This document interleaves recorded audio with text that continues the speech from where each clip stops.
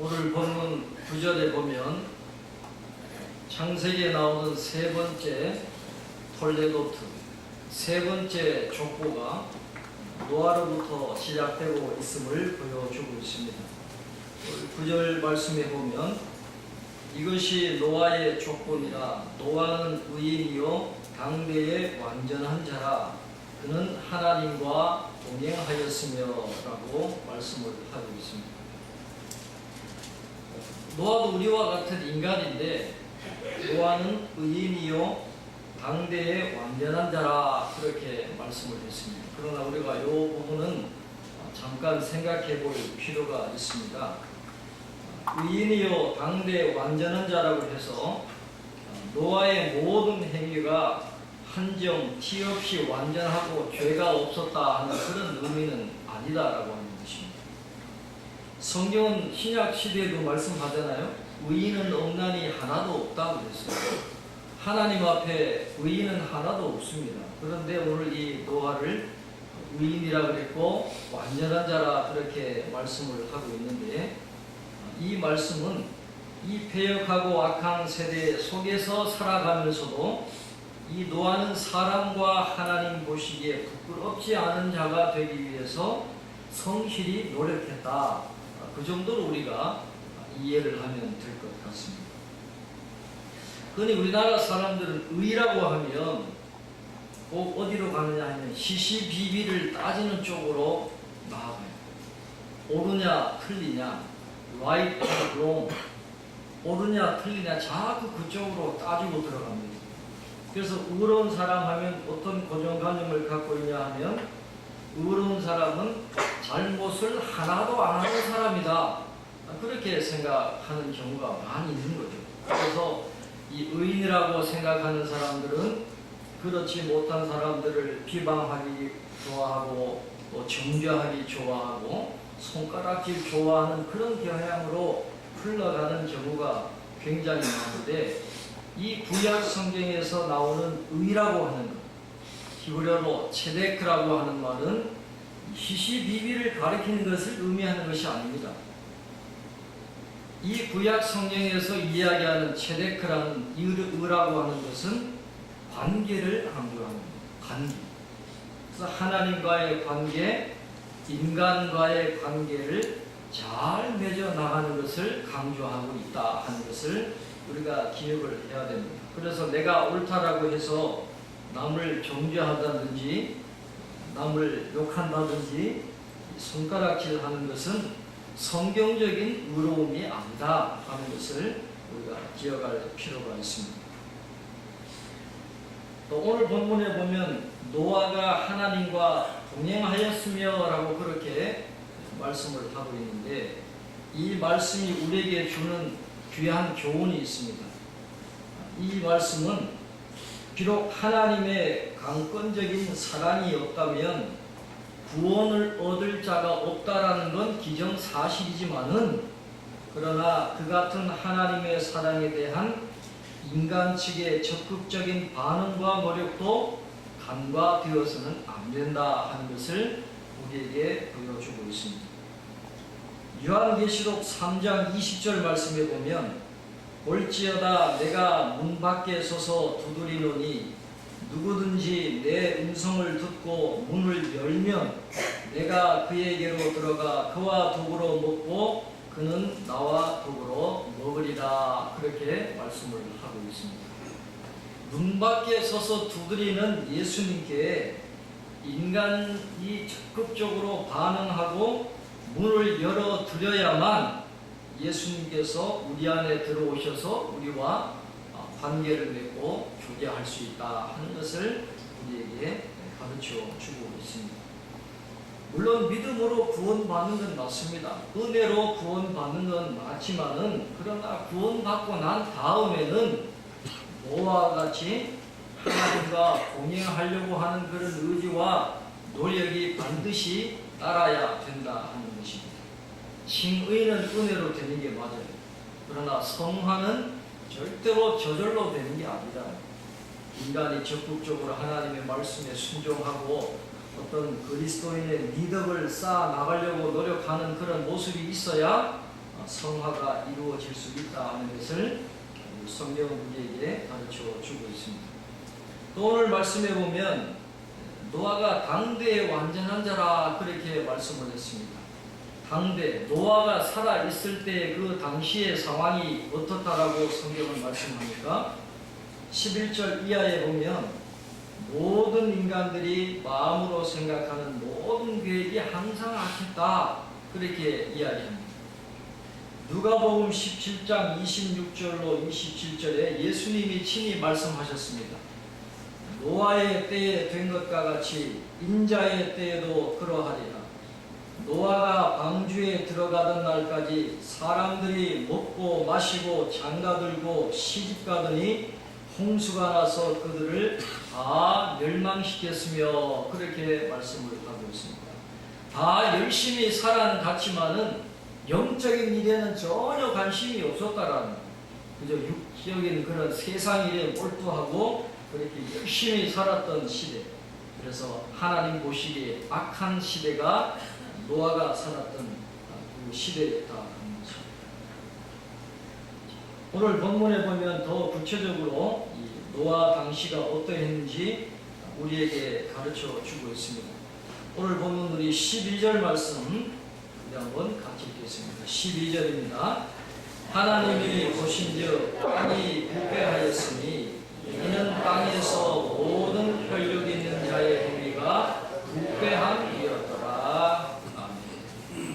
여기서 행위라고 하는 단어가 나오는데 행위라고 하는 단어의 의미는 습관적으로 굳어진 행동 양식 그렇게 이해를 하면 되겠습니다. 습관적으로 굳어진 행동 양식이 좋은 방향으로 굳어지면 좋은데 그러나 오늘 본문에 보면 전혀 좋지 않은 부패함으로 굳어졌어요.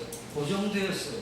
그래서 습관적으로 행동 양식이 부패함으로 고정되다 보니까 다 부패한 생각을 하고 부패한 행동을 하고 부패한 말을 했지 선한 말을 한다든지 선한 계획을 세운다든지 선한 행동을 하지 못하게 되는 그런 불행에 빠져들게 되었다는 것입니다. 그런데 어느 한두 사람이 그런 게 아니에요. 모든 혈육 있는 자의 행위가 부패했다. 거의 모든 세상 사람들이 다 그렇게 부패했다라고 성경은 말씀을 하고 있습니다. 이어서 또 13절에 보면 이런 말씀이 있습니다. 13절 한번 같이 읽겠습니다. 하나님이 노아에게 이르시되 모든 혈육 있는 자의 포악함이 땅에 가득함으로 그 끝날이 내 앞에 이르렀으니 내가 그들을 땅과 함께 멸하리라. 여기서 포악함이라고 하는 단어는 히브리어로 하마스라는 그런 단어를 쓰는데 그 뜻은 강도, 살인, 약탈, 강간 그런 뜻을 의미합니다. 그러니까 하나님의 세우신 질서를 파괴하는 것들을 하마스, 포악함이다 그렇게 이해를 하고 있는 것입니다. 하나님을 경외함이 사라지고 양심을 잃어버리니까 사람들이 서로에게 짐승과 마귀처럼 해를 끼치게 되었다는 것. 서로에게 유익이 되어지고 사랑을 베풀고 그런 관계가 되어야 되는데 다 마음이 약해지고 부패해지고 살인하고 강도를 행하고 약탈하고 강간하고 서로가 서로에게 해를 끼치는 무법천지의 세상이 되고 말았다 하는 것입니다. 어느 목사님이 구피를 기르는 걸 굉장히 좋아합니다. 구피, 여러분 구피라는 물고기 아시죠? 며칠 전에 그 교회를 방문을 했더니 목양실에 가니까 방에 그냥 책상 위에 이런 큰 어항을 2개를 놓고 구피를 기르고 있더라고요. 본인이 좋아하니까 교인들에게 다 분양을 시켜가지고 그 교회 교인들 집에 가면 전부 구피가 아주 어항 속에 돌아다닌답니다. 근데 가보니까 어항 속에 수초를 많이 넣어놨어요. 왜 이 물고기를 기르는 어항 속에 이렇게 많은 수초를 넣어놓습니까? 물어봤더니 그 목사님이 하는 말씀이 수초를 넣어놓지 않으니까 이 큰 물고기들이 작은 새끼 물고기들 그냥 닥치대로 다 잡아 먹어버립니다. 같은 굽히고 자기 새끼일 수도 있는데 그냥 큰 놈들이 그냥 작은 놈들 다 잡아 먹어버리니까 이 수초를 넣어 놓으면 이 새끼들이 숨을 공간이 생긴다. 그래서 이 작은 구피들이 숨을 수 있는 안식처를 마련해 주기 위해서 수초를 넣어 놓았다. 그렇게 이야기가 됩니다. 그렇게 큰 물고기들이 작은 물고기를 잡아먹는 것처럼 이 노아 시대의 사람들이 다 그렇게 살았어요. 힘 있고 잘 나가는 사람들이 힘없는 사람들 약탈하고 살인하고 강간하고 강도를 하고 그런 무법천지의 세상이 되고 말았다 하는 것을 성경은 우리에게 가르쳐 주고 있습니다. 그러니 그런 세상을 하나님이 가만두시지를 않는 것입니다. 하나님께서 아브라함에게 소돔과 고모라 성을 멸망시키려는 것을 알려주신 것처럼 노아에게도 말씀을 하십니다. 홍수를 일으켜서 모든 육체를 천하에서 없애버리시겠다 그렇게 말씀해 주시는 장면이 오늘 본문 17절에 나와 있습니다. 시편 25편 14절 말씀에 보면 여호와의 친밀하심이 그를 경외하는 자들에게 있으며 그의 언약을 그들에게 보이시리다 그렇게 말씀합니다. 여호와를 경외하는 자들에게 하나님이 어떤 은혜를 주시냐 하면 친밀함을 보여주신다 그렇게 말씀합니다. 그 친밀하심이라는 단어는 히브리어로 소드라는 단어인데 우리말로 번역을 하면 비밀회담이라는 그런 뜻이 있어요. 어제 그 남북한 정상이 극적으로 만났잖아요. 그게 비밀회담이에요. 그걸 소드라는. 그러니까 하나님이 하나님을 경외하는 자들에게는 그렇게 비밀회담을 가지시듯이 우리에게 찾아오셔서 하나님이 행하실 일들을 가르쳐 주신다. 하나님은 선지자에게 하나님이 하실 말씀을 가르쳐 주시고 난 다음에 하나님의 계획을 실행에 옮기신다. 그렇게 성경은 말씀하잖아요. 그래서 하나님을 경외하는 자들에게는 그런 은혜를 주십니다. 그래서 노아도 하나님과의 관계를 잘 맺고 다른 사람들은 다 부패했지만 하나님을 경외하는 의인의 길을 걸어가니까 하나님이 그와 교제해 주시고 비밀 회담을 가지시고 앞날을 계획을 이야기해 주시는 그런 은혜를 누리게 되었다. 그렇게 말씀을 합니다. 그러면서 하나님이 노아에게 방주를 만들라 그렇게 말씀을 하십니다. 오늘 14절에 보면 너는 고페르나무로 너를 위하여 방주를 만들되 그 안에 칸들을 막고 역청을 그 안팎에 칠하라 그렇게 말씀합니다. 방주라고 하는 말은 히브리어로 테바라는 테바 그 뜻은 상자라는 겁니다. 상자. 그런데 이 고페르라고 하는 이 나무는 불행하게도 지금은 어떤 나무인지 우리가 알 수가 없습니다. 그런데 헬라어 성경 70인역 성경에 보면 이 고페르를 크슬론 테트라고노스라는 말로 번역을 하고 있습니다. 크슬론이라고 하는 말은 나무라는 뜻이고 테트라고노스라고 하는 말은 사각졌다라는 그런 뜻이에요. 그래서 이 고페르라고 하는 나무가 어떤 나무인지 모르니까 뭐 아카시아다, 뭐 잣나무다, 전나무다 그렇게 번역을 하지를 않고 사각진 나무다 그렇게 번역을 했어요.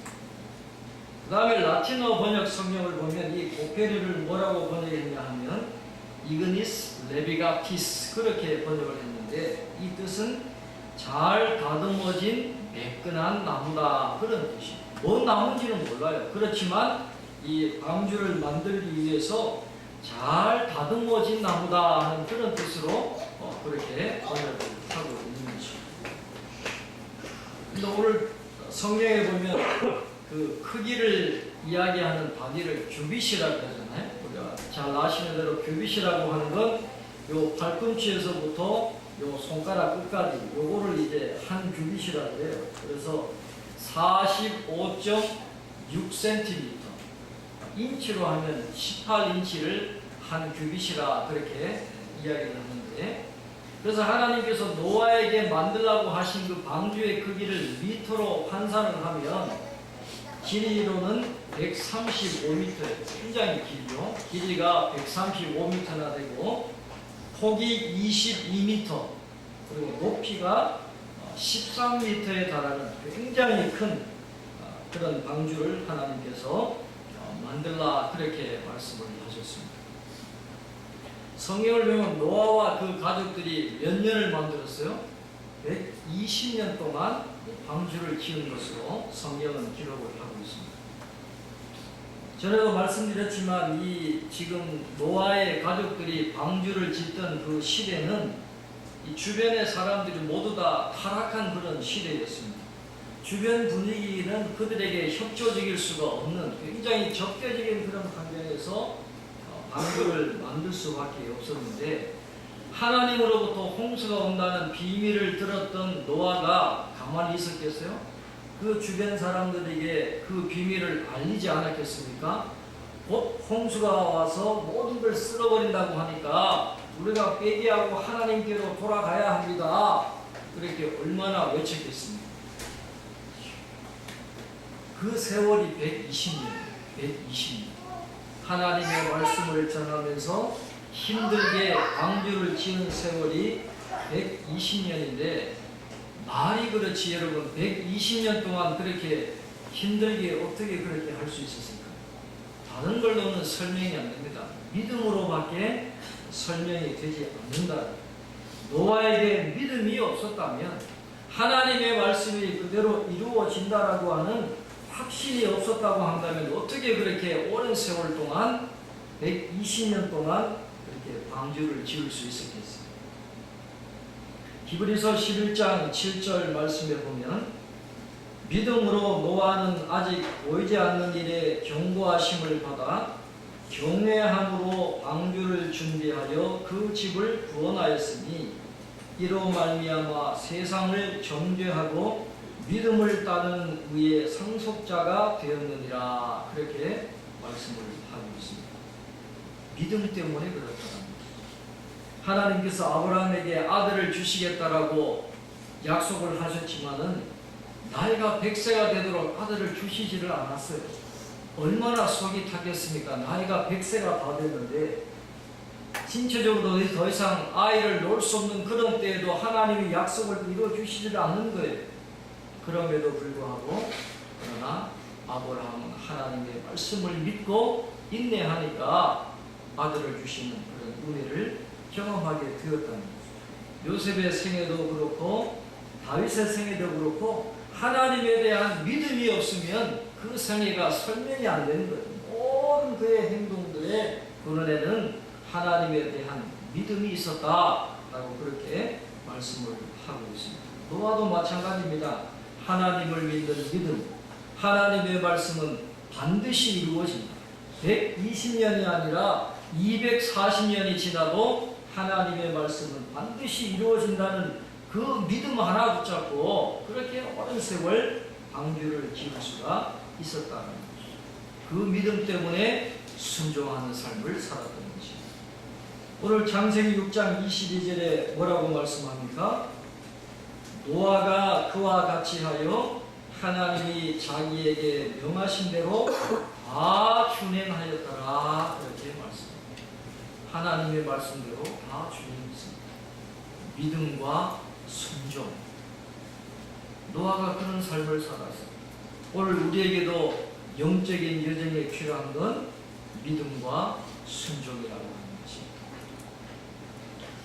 그러면 여러분 방주하고 배하고 어떻게 구분을 할까요? 크기가 크면 방주고 작으면 배라 그렇게 부를까요?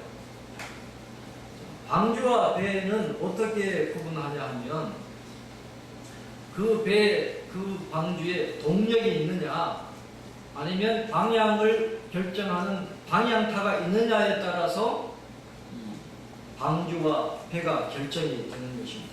크기는 상관이 없어요. 크다고 방주가 되고 작다고 배가 되는 게 아니라 동력이 있고 방향타가 있으면 그건 배가 되는 거예요. 배. 아무리 작아도 어떤 노를 젓는다든지 어떤 돛을 둔다든지 배를 움직이는 힘이 있으면 그건 배가 되는 것이고 방향을 움직이는 방향타가 있으면 해가 되는 것입니다. 해는 히브리어로 오니아라 그렇게 이야기를 합니다. 그러나 아까 방주는 뭐라 그랬어요? 해바라 그러잖아요. 상자입니다. 이거는 노나 돛을 달 수가 없어요. 동력이 없어요. 그리고 방향타가 없다라는 거예요. 그래서 사이즈에 관계없이 이 동력과 방향타의 유무에 따라서 이 방주와 배가 결정이 되는데, 하나님께서 노아에게 만들라고 하는 건 바로 방주였죠. 해바라고 하는 동력이나 방향타가 없는 것을 만들라 그렇게 말씀을 하셨습니다. 출애굽기 2장에 보면 이 갓난아기였던 모세를 담은 갈대 상자에 대한 이야기가 나오잖아요. 그 갈대 상자를 테바트 고메라고 그렇게 되어 있습니다. 테바트는 아까도 말씀드렸지만은 상자, 방주라는 뜻이고, 고메라고 하는 갈대를 의미해요. 갈대, 파피루스. 그러니까 모세를 누였던 그곳은 갈대 상자, 파피루스 상자, 파피루스로 된 방주, 그렇게 번역을 할 수가 있는 것이죠. 그것이 주는 교훈이 뭡니까? 그건 자기 마음대로 조정할 수 없는 거예요. 모세의 운명은 누구의 손에 있다는 거예요? 하나님의 손에 있다는 거죠. 하나님이 보내시는 곳으로 모세는 가게 되어 있다. 방주의 의미는 거기에 있거든요. 노아의 방주도 마찬가지입니다. 하나님이 이끄시는 대로 가야 합니다. 방향도 당연히 하나님이 정하십니다. 사람이 정하는 게 아니고 사람이 가고 싶다고 가는 것이 아니라 모든 경유지나 종착지 모든 것 다 하나님의 손에 있는 거예요. 하나님이 정하신다 하는 그런 의미가 방주에 들어있다는 것입니다. 노아의 방주는 오늘 예수님이 세워주신 우리 교회를 상징합니다. 노아의 방주는 곧 교회입니다. 교회에 나오는 가장 큰 축복은 구원을 얻는 것. 물론 우리가 교회에 나와서 복을 받습니다. 건강을 얻고 평안하게 되고 번성하게 되고 장수하는 그런 복을 받게 되지만은, 그러나 그건 하나님이 주시는 은혜의 부수적인 결과에 불과한 것. 가장 중요한 축복은 우리가 구원받는다라는 데에 있다 하는 것입니다. 근데 우리가 주위를 둘러보면 믿음이 없는데도 우리 믿는 사람들보다 더 잘 사는 사람들이 여러분 얼마나 많이 있습니까? 신앙생활 안 해도 너무너무 잘 살잖아요. 성경에도 나오는 것처럼 죽을 때도 고통이 없고, 또 자식들이 또 너무너무 잘 사는 거예요. 이 조직신학에서 신정론이라고 하는 그 주제가 그런 내용들을 다루지 않습니까? 어떻게 하나님이 살아 계시다고 하면 하나님의 백성들이 이방인들에 의해서 망할 수가 있느냐? 하나님이 살아 계시다고 하면 하나님을 믿는 의인들이 잘 돼야지, 어떻게 믿지 않은 악인들이 어떻게 더 잘 되고 그 악인 때문에 의인이 고통당하기 어떻게 가능하냐? 하나님 살아 계시면 어떻게 이럴 수가 있느냐? 하는 이런 내용들을 다루는 게 신정론입니다.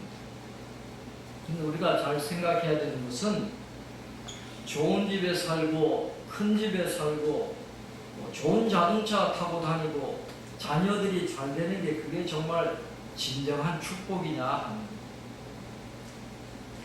좋은 직장에 다니고 해외에 가고 싶을 때 언제든지 해외 가서 휴가를 즐기고, 과연 그런 게 성경이 말씀하는 진정한 복이냐라는 것입니다. 세상 사람들은 다 그걸 복이라고 해요.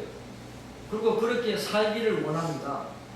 우리나라 사람들도 복복자를 너무 좋아하잖아요. 그래서 옛날에는 대문에 들어갈 때도 복복자, 벽에도 복복자, 이불에도 복복자, 수저에도 복복자, 전부 다 복이에요.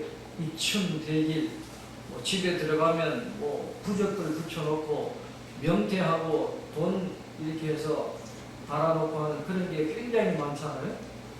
옛날에도 신방을 가보면 그런 부적들이 막 붙어있고 명태나 돈 같은 거 껴서 붙여놨는데, 신방 받으면서 떼라 그러면 여러분 그 사람도 못 됩니다. 절대로 못 되게 됩니다. 그것 때문에 저주받을까봐 빼지를 못해요. 그래서 교육자들이 했던 중요한 일 중에 하나가 신방하면서 그 부적들 떼고 명태 떼가지고 교회 와서 태워주면 그때야 비로소 안도를 하는 거예요. 본인의 힘으로는 못 되더라고요. 너무너무 두려워하는 거예요. 그만큼 우리나라 사람들은 그런 미신도 강하게 믿고 복을 받기를 원하고 있지만은 성경은 분명히 말씀합니다. 그런 것들이 진정한 복이 아닙니다. 가장 중요한 복은 뭐냐? 우리가 죄 용서함을 받고 영혼 구원받는 게 가장 큰 축복이라. 천하를 다 얻어도 내 영혼을 잃어버리면 무슨 소용이 있느냐? 예수님이 그렇게 말씀하시잖아요. 중요한 것은 하나님을 사랑하고 있는지, 하나님을 잘 믿고 있는지, 예수 그리스도 안에서 믿음으로 구원의 확신을 갖고 있는지, 이것이 가장 중요하라는 것입니다. 하나님은 그렇게 구원받은 사람들을 귀하게 여기시고 심판에서 건져주시는 은혜를 주십니다. 다른 사람들은 다 홈수로 쓰러져 나가는 거예요. 다 소용없어요. 영혼을 구원받는 게 가장 큰 축복이다. 많은 사람들은 환난이 오면 불안해하고 위기가 오면 도망치려고 합니다. 질병이나 사고 앞에서 살려달라고 몸부림을 칩니다. 그러나 구원받은 사람은 하나님이 함께 하신다는 확신이 있는 사람들은 비가 오거나 바람이 불거나 문제가 생겨도 두려워하지가 않는다. 두려워하는 사람에게 그 두려움이 임하게 되겠습니다. 혹시 사고가 나지 않을까? 혹시 죽지는 않을까? 그 생각을 하는 사람에게 서서히 그 문제가 찾아오게 됩니다. 여러분 노래도 잘 불러야 돼요. 간다 그러면 진짜 가는 거예요. 그러니까 노래 부르는 것도 굉장히 중요합니다. 말 한마디가 그렇게 중요하다는 거예요. 하나님을 믿는 믿음이 있는 사람들은 아무리 어려워도 낙심하지를 않습니다. 교회 다니는 분들 중에도 굉장히 힘들게 사는 분이 있거든요. 어려움은 겹쳐서 다가오는 경우가 많습니다. 저 사람이 어떻게 저 어려움을 감당할까? 그런 사람들이 있지만은 그래도 포기하지 않고 낙심하지 않고 교회 안에 있으면 방주 안에 들어와 있으면 하나님이 살 길을 열어주십니다. 구원받은 백성은 하나님이 반드시 살려주시고 하나님께는 길이 많아요. 사람이 볼 때는 길이 없어 보여도 하나님께는 길이 많은 거예요. 방주 안에 있으면 하나님이 길을 열어주시고 환난에서 건져주시고 인도하시고 공급해주시는 그런 은혜를 주신다라는 것입니다. 우리의 기쁨은 세상 사람들이 느끼는 그런 기쁨과 다르잖아요.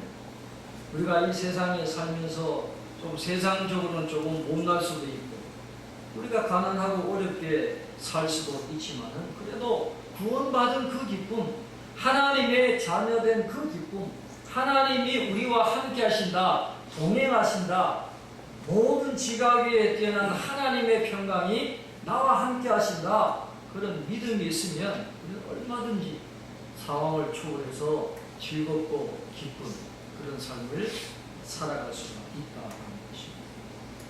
오늘 우리가 꼭 기억해야 될 것은 우리에게 가장 큰 재산은, 우리에게 가장 큰 은혜와 축복은 구원받은 거라.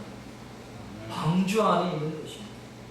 다른 것보다 더 귀한 축복이 바로 구원에 대한 축복, 구원받은 기쁨, 하나님의 자녀라는 그 기쁨, 그것이 우리에게 가장 큰 기쁨인 줄 압니다. 어떤 심판이 온다 할지라도 주님이 우리를 구원해 주시고 우리를 원하는 곳으로 인도해 주신다고 하는 그 믿음 가지고 순종하면서 노아와 같이 하나님과 동행하는 삶을 끝까지 살아갈 수 있는 저와 여러분 되시기를 주님께 축원합니다. 기도하겠습니다.